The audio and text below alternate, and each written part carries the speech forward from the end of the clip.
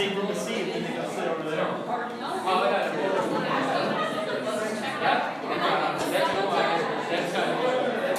I borrow some of that?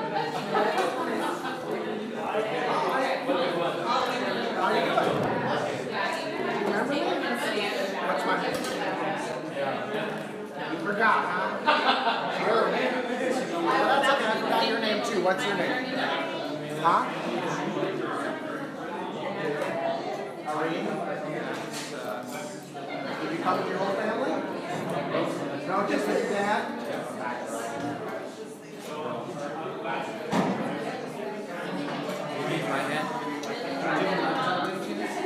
Oh, yeah, I got right. I'm having trouble accessing the controls that I have on here. So yes, if you could help, that'd be awesome.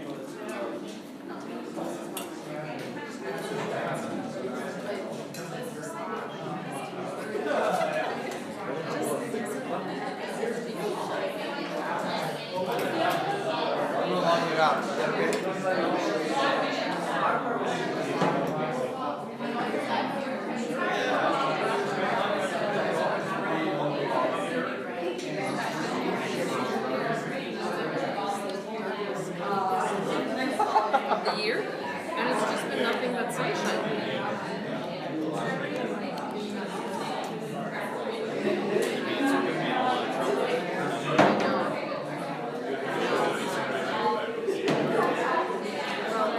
The warmer it is, it seems like the more snow there'd be.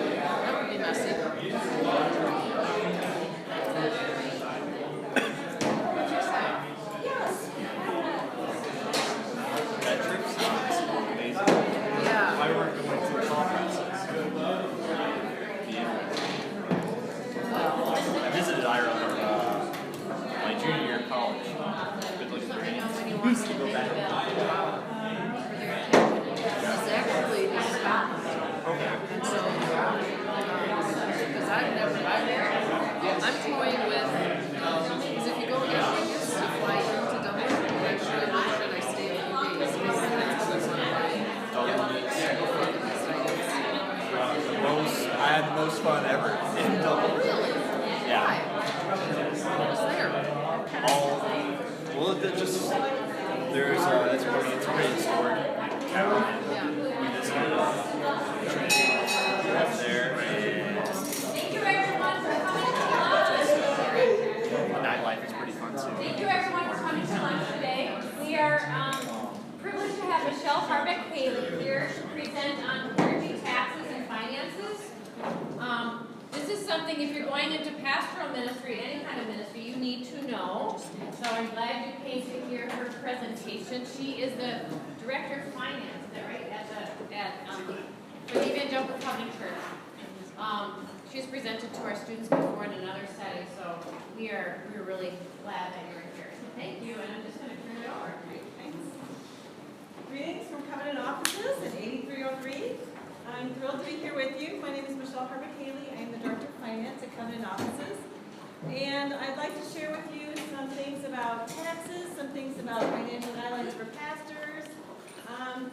My husband is a pastor, and financial things and taxation are not always the language of pastors. So I consider it part of my ministry to help you, to help those people navigate through the tax code, through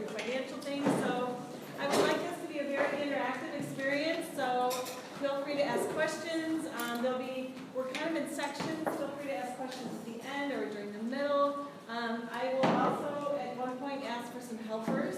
So anyone who would like to help me get a scribe, and again, I would like to throw out ideas to people. And my key thing is I would like for you to have, I realize this is a lot of information, and it's just too much to absorb all at once, but what I'd like to make sure that you know is that some key points, so that when you hear some terms, it will kind of ring bells and you'll go, okay, I know that or I don't, but this is where I could use some help.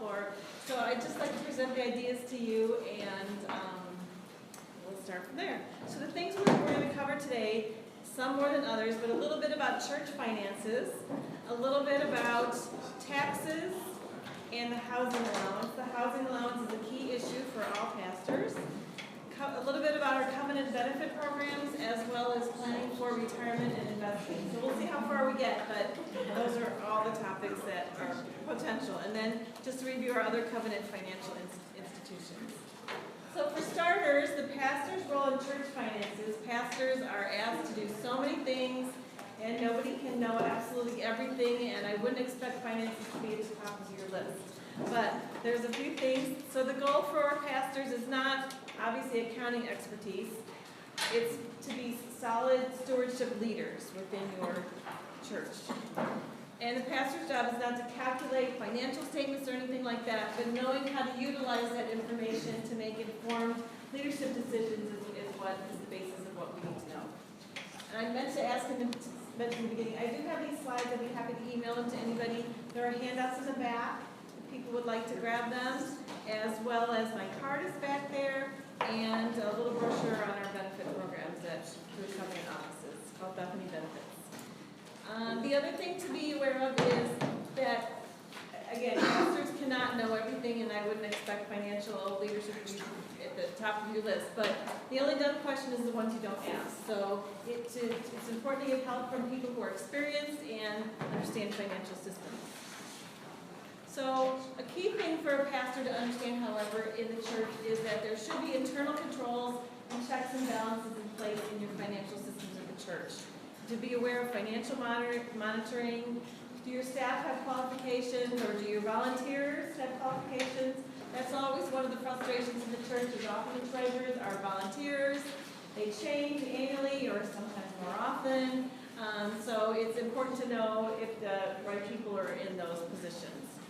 A little bit about church budgets. The churches should have budgets. And this is a key thing I'd like to, especially for those of us who serve in smaller churches, neither the pastor or the spouse should ever have authority to sign checks or handle any cash in the church. And that also includes counting the offering. Of course, the hard times are where everyone's left the building and the offering is still sitting on the altar. Now what do? So it's important, and that's really for the protection of the church, so that no one takes undue situation or advantage of cash. It's also for the protection of the pastor. Should the pastor not be involved in any of that, they can obviously never be suspected or of doing anything like that. So that just keeps you out of that system.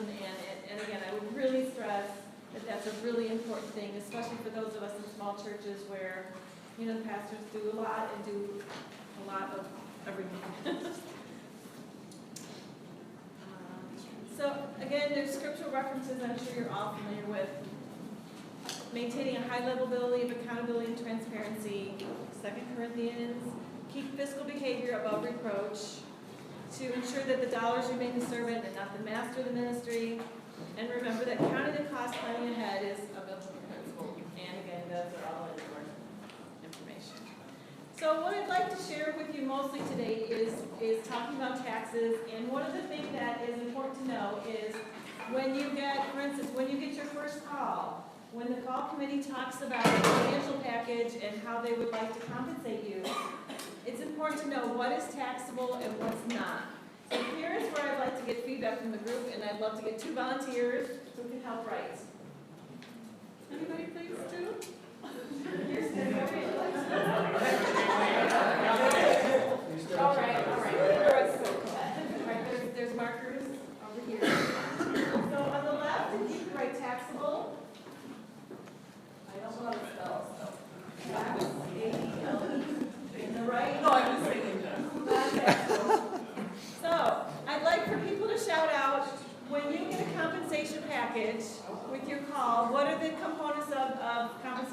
be getting. And we're going to list whether it's taxable or non-taxable. Salary. Salary, okay, salary. Would salary be taxable or non-taxable? Taxable, okay. We're going to talk about housing allowance, which is a really key component of the salary. But I'm going to defer that a little bit. So salary, you know what, we're going to put it on both sides. So salary put on taxable, and salary housing put on non-taxable. What else? What else might you be expected? Healthcare. Healthcare, okay. Healthcare, we're farther in your slide, in one of your little brochures, is we talk about Bethany Benefits. Bethany Benefits is a health program, health insurance, life insurance, dental, including orthodontia, long-term disability, life insurance. What the church pays on your behalf for Bethany Benefits is not taxable to you. So healthcare benefits are not taxable.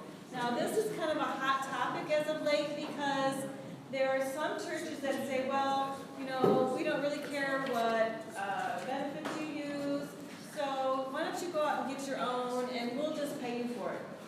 That, as of late, is a very big no-no. So if that happens with the IRS would expect you to pay tax on that because it's not part of a group plan.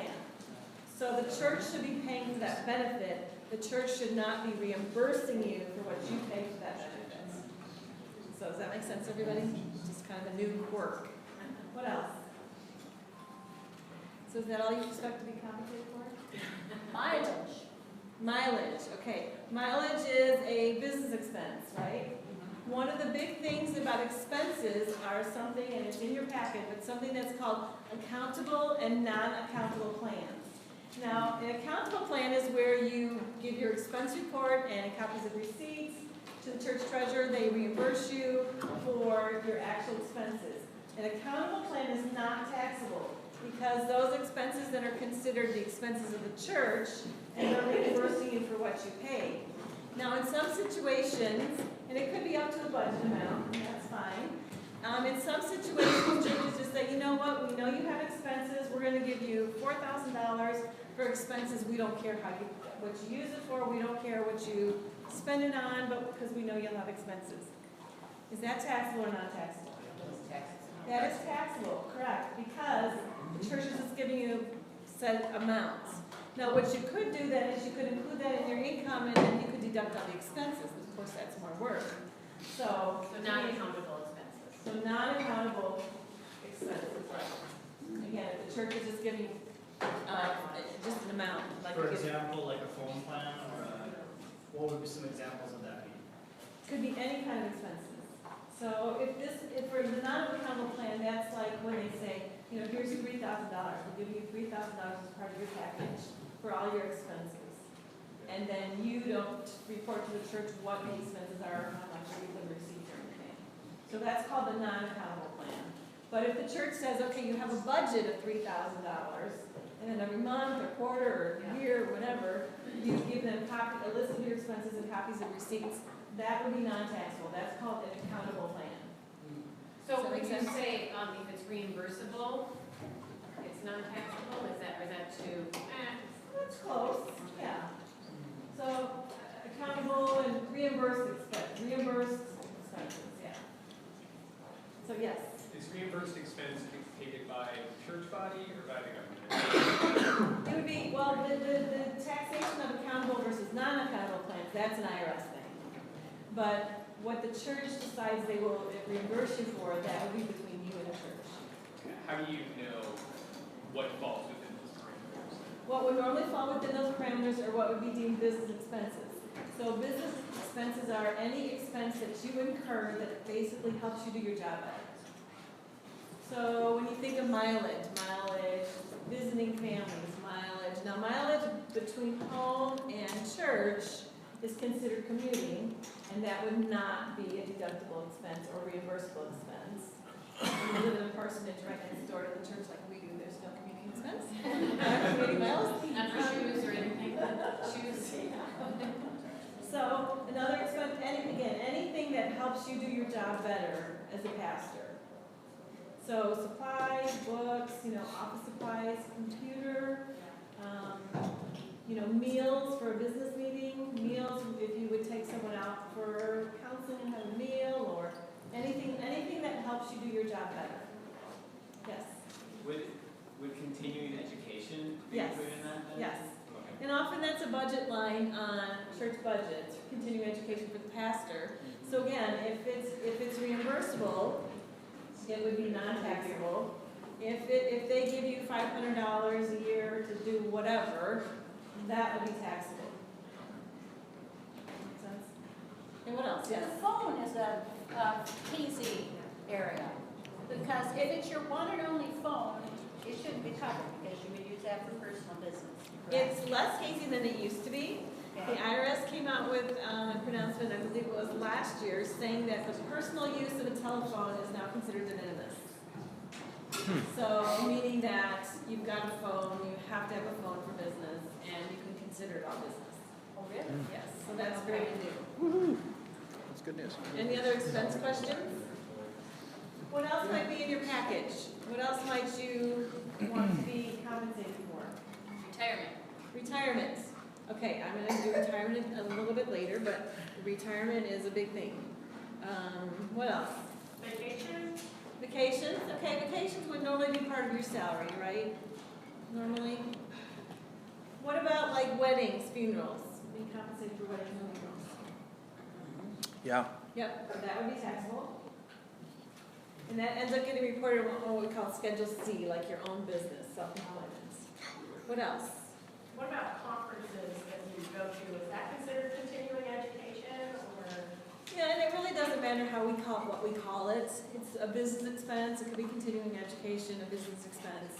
That would again fall under the accountable versus non-accountable plan rules. What else? What about at the end of the year, Christmas, everybody loves their pastor. They take an offering and say, please collect an offering, and we're going to distribute it among the staff because we love them all so much. What happens with that? Taxable. It's taxable. That's not a gift. It's not a gift. So because what the IRS would say is you're being given these funds because you've performed a service in church. I know.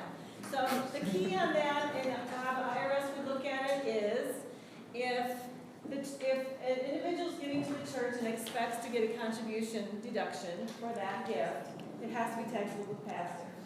Now, if an individual gives you a check, here's $50 in an envelope, it doesn't go through the church, they're not expecting to deduct that on their tax return, and that gift would not, it's a little bit gray, but I wouldn't consider that to be taxable, because that's more of a gift. So again, the IRS thinks of matching. If one person can deduct it, somebody else has got to pick it up in taxable income. Yes? Is it just cut and dry, tell me if I'm wrong, but if it's cash that's given to the pastor, it then becomes part of your income, so it's taxable. If it's something that the church or somebody else pays for that's provided for the pastor, it's not taxable. It's not a clear and cut rule. Like if someone would give you something, normally they're not looking for deduction. Now if somebody gives something to the church, like I'm giving the church a car because I don't need it anymore and I expect the pastor to use it, that they're getting deduction for that. So that would be taxable income to the person using it. What about like maternity leave, things like that? Well, maternity leave, if the church is paying for that, that's part of your compensation. So that would fall under the salary. Okay. Okay, let's see. We talked about what about moving expenses? Like you're now on your second call, and it's cross country, and they're reimbursing you for your move. There's some mileage rules in places within 50 miles, That's right. something like that. So if it is a move that's farther than 50 miles away, it is not taxable. So if they pay for it. So, but if it's just across town from Chicago to the suburbs, it is taxable. So moving expenses reimbursed less than 50 miles is taxable. And they will give you a 1099 miscellaneous, and it will be reported on that. Yes. So what if they say, we're giving you $5,000 and this is where you move? Do you get the whole thing, or is that taxable? Okay, the question is, on a move, if they just give you money for the move. So again, it falls under similar to the non-accountable and accountable plans. If they just give you $5,000 and say, this is for like startup costs, that would be taxable, although you could deduct your moving expenses on your tax return to that. But now if they pay for it, then, and you use it for, say it was $5,000, we have to pay the movers $4,000, they give you $1,000 for, meals and a hotel and to search. If those are, if you're reporting that to the church, that would not be taxable. Yes? And just to clarify, these are all things that need to be negotiated with the church. Like, moving expenses aren't a given, They're not a given. just to clarify. So, yeah, the question is, on a call process, which components do you receive? Often churches have a kind of a list, but that's always open for negotiation.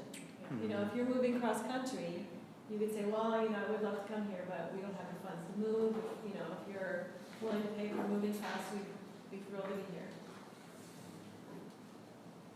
Okay, we talked about salary, we talked about special occasion. What about, this is kind of also the key component of visitors taxation and how it's different from the church administrator or someone who's not pastoral. Everything on our taxable side is considered taxable for federal and state purposes. However, pastors kind of have a dual tax status. They have a federal tax status in that their salary, because like you get a W-2, your salary is treated like it's a regular employee for tax purposes, for federal tax. However, the IRS definition of ministers is self-employed. So wait a minute, that's a contradiction of terms. So pastors are considered self-employed for Social Security and self-employment taxes.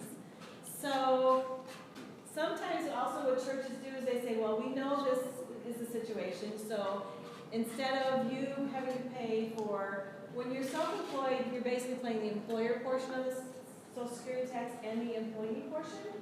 So often what churches do is they will reimburse you for half of your self-employment tax, which is like the employer portion.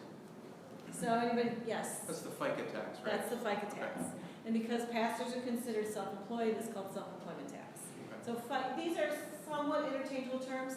FICA, Social Security, self-employment tax.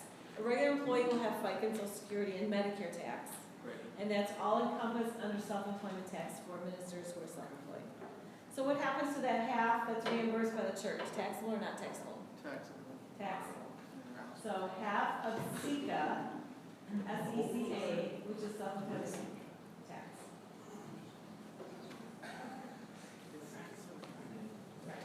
What would happen? So then theoretically that drives up the amount that they should be reimbursing you for, right? Yeah. So. Yeah, one of those algebraic equations. Yeah. Yep. Okay, we talked a little bit about auto allowances. Again, if the church is giving you just a lump sum, that would be taxable. If you're turning in mileage, that would not be taxable. We talked about group. Okay. Can I ask a question? When you say mileage, you're talking about reimbursement, the church reimbursing you for mileage driven, not the miles that you would write off on, that I would write off on like a tax return, right? Well, the question's about mileage. So what would be considered mileage? So you're either reimbursed for it from your church, from your employer, or you deduct it on your tax return. So it's the same miles. If they're reimbursed, then you don't have to worry about it because you've reported to the church and got reimbursed. If you haven't gotten reimbursed, then, so you might have a situation where you get an expense allowance for the year. So an example for my husband, he has an expense allowance, but he spends way more than that. This is expenses. So then you have to track, well, what did we get reimbursed for? Did you get reimbursed for the first 9 months and then everything after that is deductible? But you can't get reimbursed and obviously still deduct it on your return. That's not okay. Next thing I'd like to talk about, because I want to be careful of our time here, is, and all this information is in your packet, so if you want to dig deeper, feel free. We've talked about all these taxable and non-taxable items. At least most of them.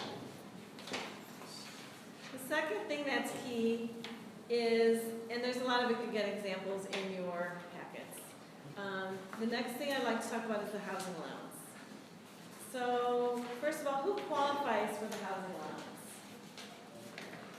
A pastor or a missionary needs to be licensed, commissioned, or ordained through the order ministry of the ECC. And it's not just enough to be ordained. You could be ordained and work at Jewel.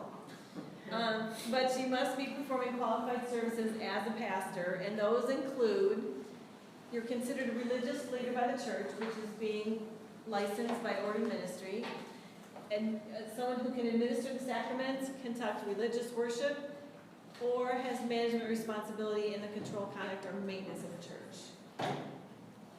So what's the effects? Why do we care about housing allowance? Well, housing allowance is an incredibly wonderful thing for pastors because we take our salary, and as much as we think we'll spend on housing, that amount is not taxable for federal or state tax purposes. We will still have to pay SECA tax on that, self-employment tax, but everything that we can consider that's housing allowance is not taxable for state and federal purposes. So it's a great thing, because when you think about, now what I'd like to do is I'd have like people to shout out what you would consider a housing allowance. What kind of housing expenses would you consider? Rent or mortgage? Rent, mortgage. And mortgage also includes any down payment if you're purchasing a home. What else? Lawn care. Lawn care, yes. Utilities. Utilities, yes. What else? Appliance. And maintenance, appliances, correct? What about like new furniture? New furniture, yes. Internet cable. Internet, yes, that'd be, I'd consider that a utility. Is internet considered a utility at this point or no? Internet, is that considered a utility? I think just asked that, I was listening to this talk. Yeah, internet utility, I would say, at this point, I would say yes. If it's not a utility, it's a business expense. So, Right. it's a good one. What about house cleaning services? House cleaning services, yes. House cleaning supplies, house cleaning services. If you pay someone to help you clean your home, yes, all those. An easy way that I like to think of it is if you lived in a nice hotel and there was the appliances you liked and nice artwork on the walls and, and they had beautiful grounds and whatever you like, what all is that hotel paying for that you only have to do one Visa payment or one credit card or one check at the front desk for? So that includes everything to maintain the building, everything to maintain the inside of the building, basically everything inside the building except for personal items. So another way to think about it, what does it not include? Well, of course, it doesn't include any entertainment. It doesn't include clothes. It doesn't include food. It doesn't include hobbies. We've already taken care of our business expenses in another way. So it's basically pretty much everything else. What about renters insurance? Sorry? Renters insurance? Renters insurance, absolutely. Homeowners insurance, renters insurance. Yes. Condominium fees, What? condo fees. Condo fees, homeowners association fees, yes. In your last page of your booklet, there's a list, and it's mostly all-inclusive. So when you're doing this, just make sure that you've thought about all the components. So again, one of the key things of housing, how to get the housing, is the amount that we designate as housing allowance has to be designated by a church board or church body. So this should be on the agenda of every last trustee meeting, staff parish meeting, whatever your churches are calling that committee. That should be on the agenda of every last calendar meeting of the year. So it has to be authorized and it has to be recorded in the minutes of the church body. Some people have it as part of the budget. That's also considered appropriate. It doesn't, and again, the church budget doesn't have to be broken down between salary and housing because again, that's the pastor's election as to decide how much they would like to choose for housing. So again, since housing elects, the last part of this we need to talk about is what we do with housing and how we determine the correct amount. So what this is, we've already just talked about it, and again, your housing allowance has to be prospective. I can't say at the December meeting, well, I figured out what my 2016 housing expenses were, and now I want to designate so much of my salary. No, that doesn't work at all. What you have to do is you have to figure, okay, my 2016 expenses were, say, $30,000. So now for 2017, I know how much I want to declare. So it's always better if you declare an amount that's greater than your expenses, because if you have an allowance that's higher than your expenses, what happens is we have to add that back to income. But if it's less than what your allowance is, you've missed out. So say we have a salary of $40,000, and we pick $30,000 for our housing allowance and $10,000 for salary. So now say, okay, we had $25,000 of housing expenses. Okay, well the difference between the $30,000 of housing declared and the $25,000 of expenses, that's $5,000 that we have to add back to our wages, which is fine because we didn't use enough housing. Well, now say we had, again, a $40,000 package, we declared $30,000 of housing, and we had $35,000 of housing expenses. Well, now that $30,000 is not taxable, but we could have also had another $5,000 that wasn't taxable, but now we're paying tax on $5,000 that we didn't even pay tax on. So it's always better to estimate high. I tell people to round up a lot. So if I think my housing expenses are going to be $29,500, I might pick $35,000. Because if you're owning a new home, you don't know when the roof's going to go out, you don't know if the water heater's going to go out, the dishwasher or washing machine, whatever. So always allow for unexpected expenses when you're calculating your housing amounts. And those housing amounts will be designated on your W-2. So this is what we just talked about again. It's a 3-tier for the amount of housing allowance. And the 2 tiers are really important. The third one doesn't come into place very often. So we get the lesser of the amount we designate, or the amount we spend, or there's a thing that's called a fair value rental of the residence. And I say for most people like you and me, that very rarely comes into play. And the excess, as we talked about, is reported on Form 1040. This is just a sample of how I would declare my housing allowance. In the case of covenant offices, it comes to me. In the case of a local church, you would give this to your staff parish committee, your finance committee, your trustee committee, board, whatever your church calls it. So we've talked all about those. Let me back up and ask for questions. Yeah, I was just curious about, you said, so you don't have to include the value of the parsonage. If it's a parsonage, you don't have to include the value of that in the housing allowance, right? It's just any expenses, utilities, and that sort of thing? You open above? Okay, we've talked a lot about the housing expenses. We haven't talked as much about if you live in a parsonage. So if you live in a parsonage, also to make sure you can still declare a housing allowance. So even if the church gives you a parsonage to live in, they may pay for the utilities and maintenance, but there's all kinds of housing expenses that you incur that the church isn't going to pay for. So I would encourage you still to take your salary and request to have a portion of it allocated for housing expenses that you have not. And sometimes they call it a furnishings allowance. So that's still possible. Now the question is, if you live in a parsonage, and the parsonage is obviously provided by the church, that fair market rental value of the parsonage also has to be added back to your SECA, your self-employment tax, which is, the church is giving you, allowing you to live in this home, requiring you to live in this home, but we live in a parsonage. So we have to pay tax on the value of that parsonage. So in some cases, the churches will want to say, oh, to make it look really sweet, like, oh, we're letting you live in this home, and it's, it's this value, and this is seems like a very large value. Obviously, it's to your benefit to not have that value be more than what it really should be. Right. How is that calculated? How is it calculated? That's really to your discretion. I mean, some people would say, well, what would a real estate agent lease it for or rent it for? But then you have the situations, I've known of pastors who had a 4-bedroom house and it was a single person.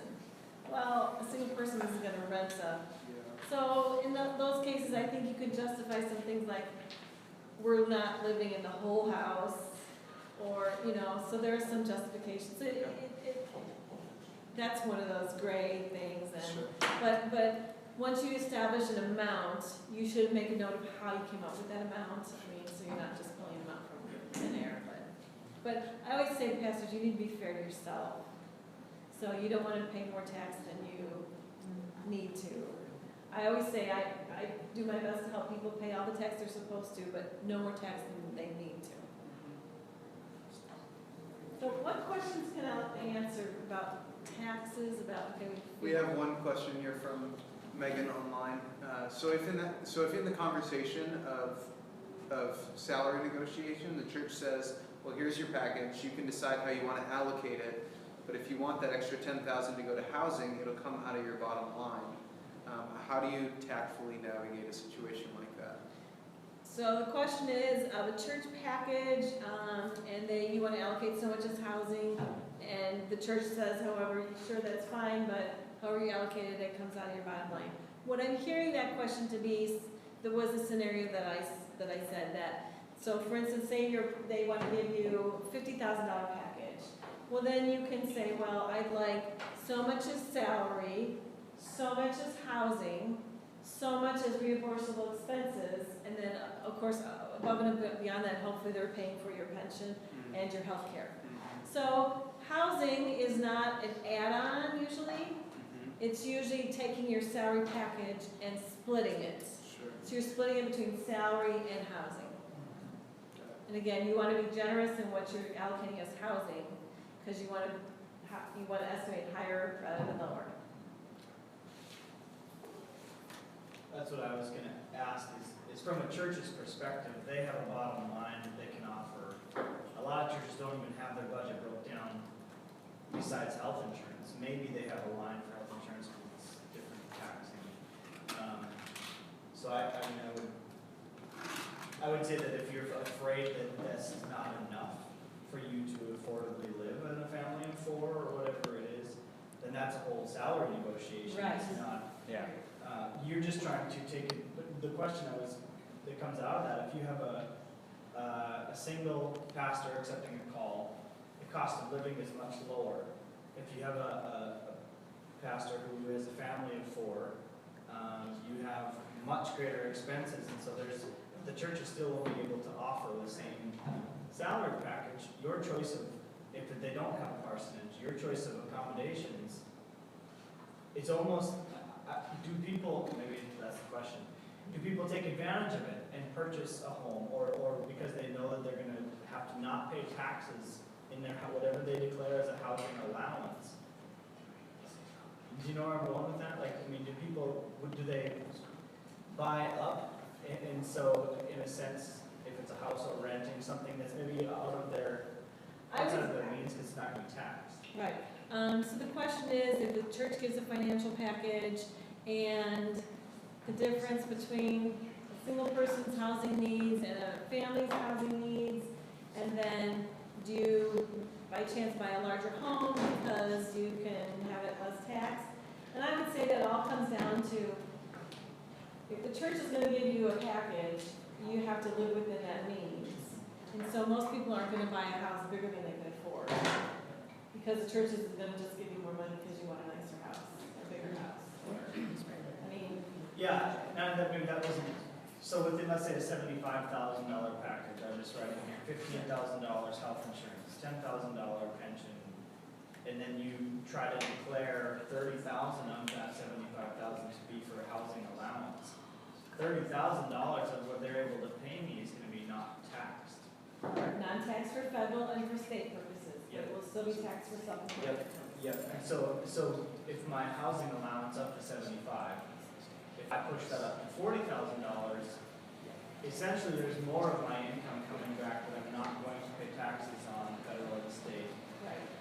And so some people might, that's where I'm going, they might buy up what they push their limit to what they can afford, just to take advantage of the tax break.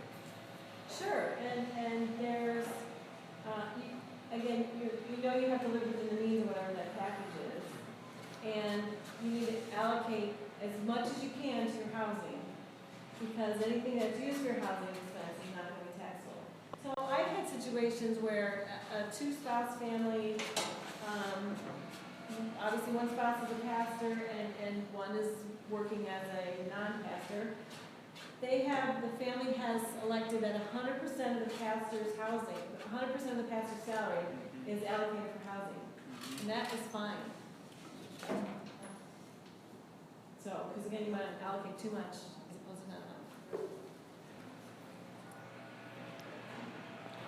enough. One just last housing is, where does this housing come into play? I have lots of examples on the your handout. Let me find the W-2.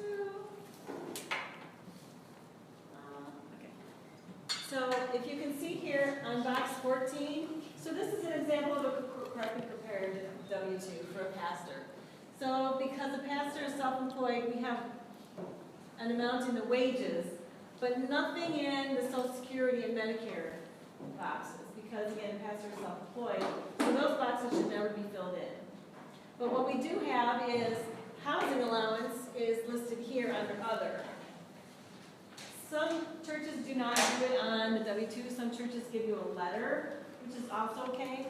But the preferred method is this housing allowance, just listed at box 14. Now, another peculiar thing about pastors, since by definition we are self-employed, the church is not required to take out federal tax. So every other regular employees, their employers are required to take out federal tax, required to take out state tax, required to take out Social Security, Medicare tax. Pastors don't have Social Security, Medicare tax, but they do have federal and state tax. So you can ask the church, you can elect for the church to have that taken out for you. And I say that's always a good idea, because then you don't have to worry about it, and you don't have to remember to make those quarterly payments. The only time I would not recommend that is if you're working for a church that's having significant financial issues, and you're not convinced that they're going to send it in on time for you. That's the time I say, well, you're better off taking responsibility and sending in quarterly payments. And those quarterly payments are due April 15th, June 15th, September 15th, and January 15th, which is for the previous year. So sometimes it's hard to remember just to make those payments. And if you would do the quarterly payments, I would suggest you take a portion of every salary check and put it in a little savings account and just have that your tax savings account so that there's money in there to pay your quarterly estimates. But again, if you're considering that the church, and most churches are doing fine. The other issue is if you're not convinced of the financial leadership in the church, like you're just not sure if they're doing things appropriately, feels a little loosey-goosey to you, then in that case you might want to also make your own Those quarterly payments also apply to the FICA and other things that they would have to pay on their own? So the other issue of that is if you just use the tax tables, ask the church to withhold, they're going to take out taxes based upon the tax tables, which is going to cover your federal tax only. So what I suggest is when you fill out your W-4, here, I suggest that on line 6, so here's where you would put your normal withholdings like any other employee. But on line 6, it says an additional amount depending you want withheld from each paycheck. I suggest that you calculate and work with your accountant or work with whoever and calculate the amount that you'll be owing for self-employment tax. And again, self-employment tax, you're paying on your salary and your housing. So you basically take those two components and multiply them times 15%, 15.3%, and that's the amount that you want, and then divide it between your number of paychecks a year. So that's the amount I would include in box 6. Now when you get to your federal, your your W-2 that the employer gives you, the church gives you, that amount will all be included on box 2. Let's see, go back to my place. Okay, that will all be included in box 2, the federal income tax withheld. So for the church's purposes, it's all federal income tax. In our minds as pastors, it's federal income tax plus self-employment tax. Does that make sense? Because that's not confusing.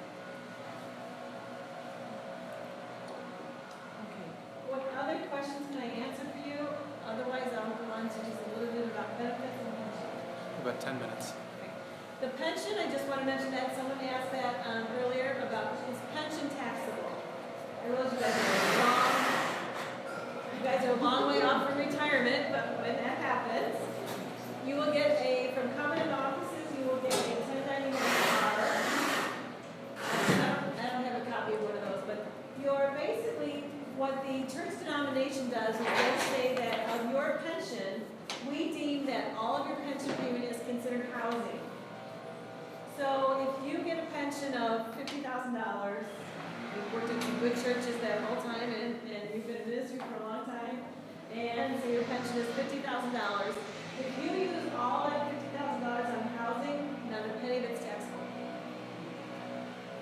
So, but now if you've got that $50,000 and you only use $40,000 on housing, then you would have to pick up $10,000 as taxable. Seek a tax on that or not? When you're retired, there's no sick tax.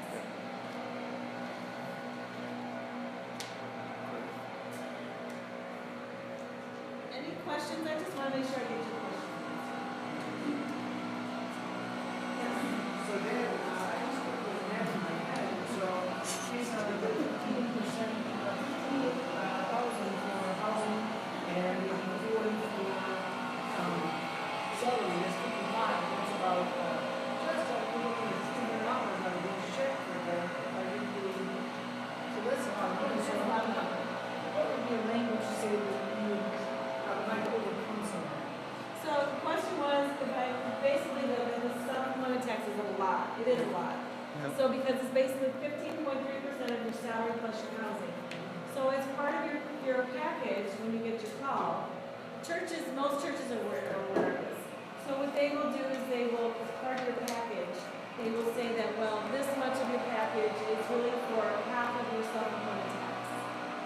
Because again, when you're self-employed, you're basically the employee and the employer. For regular employees, there's 7.65% taken out of your check for Medicare and Social Security, and the employer matches that, and then it gets sent to the Social Security. But for a self-employed person, you have to come up with both sides. So a lot of churches will say, well, part of your package is paying for that 7.65%, which is the employer portion of self-employed tax. That makes sense? And you're right, it's hard to come up with just all that. So that's why I recommend to either have withholdings and have a church withhold for you and remit it to the government on your behalf. Or if you feel that you need to make quarterly estimates, make sure you're putting money from each check into a little savings account so that you can pay that when your quarterly comes out. Because those are hard bills to pay otherwise. Okay? Any other questions? Any other questions on like the components of what your package might be? So you obviously want to negotiate obviously your whole package as best you can. But the more that you can put towards like reimbursable expenses, again, given that you had the expenses, and some churches have even done, well, we'll reimburse you up to $5,000 of expenses or whatever number. And if you don't spend all that, we would be willing to give you that as additional salary. So, there's ways to work through that as well. So, yes. Just from like a weekly, monthly accounting perspective, what are the things that we should be tracking? I'm guessing the things over here, right? Those different expenses, and what are we going to need to? What are we going to get to the end of the year and say, oh, I wish I would have. I wish I would have kept track of that. So the first thing that you want to keep track of is any reimbursable expenses. So any expenses that the church is willing to reimburse you for. So again, those are going to be any of your business expenses. Right. And then some of the other things, and I haven't gone through it in this presentation, but some of the other things are what else you can deduct on your tax return. So, and the other income items that you'll also have to pull on your tax return. So anything you earn as honorarium, that's going to be taxable, that you're going to need to have to account for. Any business expenses that the church didn't reimburse you for, maybe the church said, well, we're not going to reimburse you for mileage because whatever reason. But then that would be a reason for you to keep track of that. So you need to keep track of all of your business expenses because some will be reimbursable for the church, hopefully most are not, or all of it. And the ones that are not reimbursed, you'll be able to deduct on your tax return. Other income, and then when it comes to like people in any profession are going to have itemized deductions, which include any medical expenses, any interest on your home. So the one great thing about the housing allowance is pastors are allowed to legally double dip. That interest and real estate taxes are considered a housing expense, so you can that will reduce your taxable income if it's part of your housing allowance. But then we also get to deduct them on Schedule A as your itemized deductions. So all the other itemized deductions. So we talked about medical, interest, taxes being your state taxes, your real estate taxes, like car license, any taxes like that, charitable contributions, and then miscellaneous deductions. So investment expenses, tax preparation, any business expenses you can get reimbursed. Is that what they consider using all these deductions? I mean, is that magi? The adjusted gross income, and then this is modified adjusted gross income because you're now allowed to take all those interest things. Is that what you're saying? I'm talking about the itemized deductions. Oh. Yeah, those are itemized deductions. Yes. Where do honorariums belong on the tax forms? Say again, sorry? Honorariums, where would those? Okay, honorariums you reported? have to report on Schedule C, Okay. which is basically like your own Separate business. business, okay. Yeah, self-employed business. And then any expenses related to that go there. If you have excess business expenses, you can either report it there or on Schedule A, and there's a little bit of theory about it. Your reimbursements, though, they just come through, like, the same sort of giving statement you would receive at the end of the year from an organization, is that correct? Your business Like expenses? like the reimbursements you receive, like, I assume an organization can run a report to get that to me that I can use when filing, correct? Well, the question is business expenses. So if you've given the church your business expenses and they reimburse you for it, it's all free. Right, okay. You don't have to do anything with that. How many time? About 5 minutes. Okay. Let me share with you just a couple little things that relate to covenant offices and some which would also relate to some of the benefits you should be receiving. Two of the large benefits that you should be getting, which would be in your package, just because you're scrolling fast here, is your covenant to pension plan. Now the pension, as ordained ministers of the Evangelical Covenant Church, you are expected to be part of the church defined benefit pension plan. So what that is that the church, your local church, should be paying 12.5% of your salary to Covenant Office's pension plan, and that will be used once you reach age 65. You will then we do a calculation for you, and you can get an early distribution, although it's not encouraged because then we have to reduce the amount. But your pension is based upon your considered compensation, so the compensation that the church, your local church has paid to you, and that your pension contribution has been based on. So it's actually not a hard calculation, but your pension will be based upon. Years of service is a factor, but it's basically your total compensation over the years, and that the church has paid in on your behalf. You get what's called a defined benefit, which means that once that benefit has been determined what that amount is, you will get that amount every month from now until the day you die. So, and then you can also get a spousal election, and there are different options for spousal election, so that when if you predecease your spouse, then he or she will get a spousal benefit as well. The other great benefit we have in covenant, and there's more information in your packet. And the other great thing we have is Bethany Benefit Services, which is, again, managed through covenant offices, and it covers your medical, dental, prescription drug, LTD, long-term disability, life insurance, vision, long-term care, employee, there's all kinds of great stuff. So those are the little brochures that are back there as well. We haven't had time to talk about investing and retirement. your keys for retirement, I'm just going to give you super fast. Retirement is based upon what we think of as a three-leg stool. What you contribute to your retirement, meaning what you've saved, what Covenant Offices gives you for your retirement, meaning your pension program, as well as Social Security. So all that to say, two things will be based upon you working, being your defined benefit pension plan for Covenant Offices and Social Security, but everyone expects you to also put some money away. So, and that's hard. When you're thinking about budgeting, my first rule is, and it's here somewhere, basically you need to start thinking about that now. So as hard as it is, you're paying student loans and paying, maybe new homes or renting places, always keep in mind that it's up to you to be able to start a little nest egg, and you'll be surprised if you start a little bit now, those little bits really add up because of the interest and dividends, accruing, and then you're earning interest in. So you're basically putting some of your money to work for you. So please start now. Most people when they retire wish they would have started earlier. So I know I've got super fast on some of these issues. I hope that I've helped you think of some buzzwords and some of those things when you go, okay, well that's something she talked about, I need to ask about that or remember. So the last slide on your page, in your packet, is the key people in Covenant Offices, and we are there to help you. So if you have any questions, my card is back there, feel free to call me. I'd be happy to send you this in an email, or if you have questions along the way, please feel free to reach out. All right, thank you all. Thank you. If anybody has a personal question that they didn't want to ask out loud, I'm free to share. Thanks.